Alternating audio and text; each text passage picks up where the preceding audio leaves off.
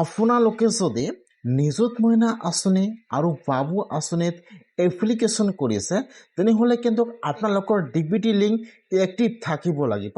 যদি আপোনালোকৰ DBT link active নাথাকে তেনেহ'লে কিন্তু আপোনালোকৰ একাউণ্টত বাবু আঁচনিৰ অথবা নিযুত মইনা আঁচনিৰ পইচা নোসোমাব।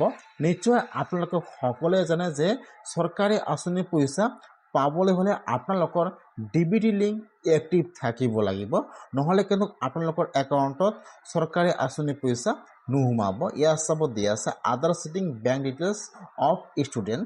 যিহেতু ইয়াত কোৱা হৈছে যে আপোনালোকৰ একাউণ্টটো যাতে আধাৰ কাৰ্ড আৰু ডিবিটি লিংক থাকে, নহ'লে কিন্তু আপোনালোকে পইচা লাভ নকৰিব। এতিয়া আপোনালোকে কেনেকৈ চেক কৰিব যে আপোনালোকৰ বেংকৰ একাউণ্টটো ডিবিটি লিংক এক্টিভ আছে নে নাই?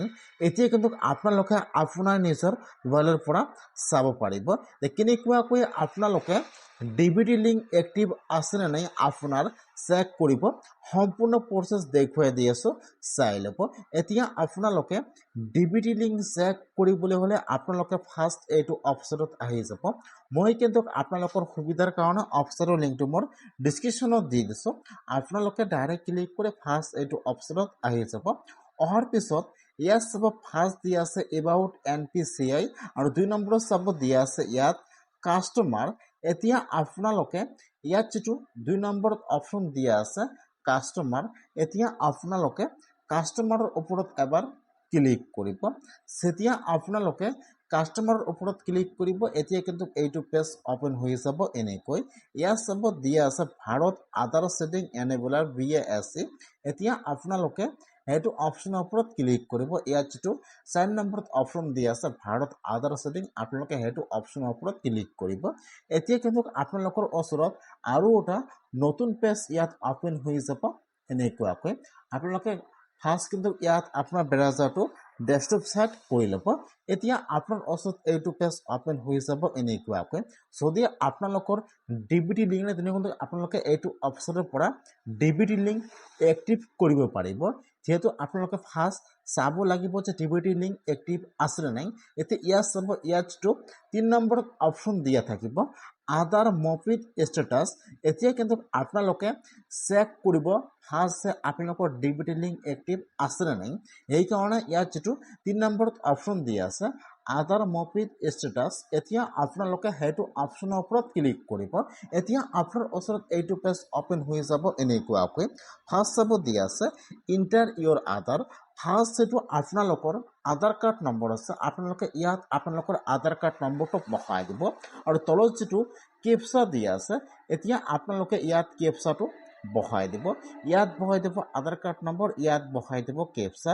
তাৰপিছত আপোনালোকে এতিয়া কেপচাটো বহাই দি তলত চাব দিয়া আছে চেক ষ্টেটাছ। এতিয়া আপোনালোকে সেইটো অপশ্যনৰ ওপৰত ক্লিক কৰিব। এতিয়া যিটো আপোনালোকৰ আধাৰ কাৰ্ডত মোবাইল নম্বৰ দিয়া আছে তাত কিন্তু এতিয়া আধাৰ OTP আহি যাব। ইয়াত OTPৰ অপশ্যন আহি যাব। ইয়াত চাব দিয়া আছে ইণ্টাৰ OTP। এতিয়া আপোনালোকে ইয়াত OTPটো বহাই দিব লাগিব। ইয়াত চাব এতিয়া আপোনাৰ মোবাইলত যি OTP আহিছে এতিয়া আপোনালোকে OTPটো বহাই দি চাৰিমূৰত ক্লিক কৰিব। এতিয়া আপোনাৰ যিটো বেংকৰ একাউণ্টৰ সৈতে ডিবিটি লিংক এক্টিভ আছে নাই ইয়াত কিন্তু বেংকৰ নামটো এনেকৈ শ্ব' কৰিব আৰু ইয়াত দেখুৱাই দিব যে আপোনালোকৰ ডিবিটি লিংক এক্টিভ আছে নাই। যদি নাই ইয়াত দেখুৱাই দিব নট ফাউণ্ড। তেনেহ'লে কিন্তু আপোনালোকে এইটো অপশ্যনৰ পৰা ডিবিটি লিংক এক্টিভ কৰিব লাগিব। কেনেকুৱাকৈ আপোনালোকে ডিবিটি লিংক এক্টিভ কৰিব মই কিন্তু সেইটো ভিডিঅ' অলৰেডি বনাইছোঁ। মই আপোনাৰ সুবিধাৰ কাৰণে ভিডিঅ' লিংকটো মোৰ ডিছক্ৰিপশ্যনত দি দিম। যদি আপোনালোকৰ ডিবিটি লিংক এক্টিভ নাই তেনেহ'লে আপোনালোকে ডিবিটি লিংক এক্টিভ কৰি লৈ ল'ব। যদি আপোনালোকৰ ডিবিটি লিংক এক্টিভ নাথাকে তেনেহ'লে কিন্তু আপোনালোকৰ একাউণ্টত পইচা নোসোমাব। সেইকাৰণে আপোনালোকে আজিয়ে চাই লওক যে ডিবিটি লিংক এক্টিভ আছে নে নাই ষ্টেটাছ।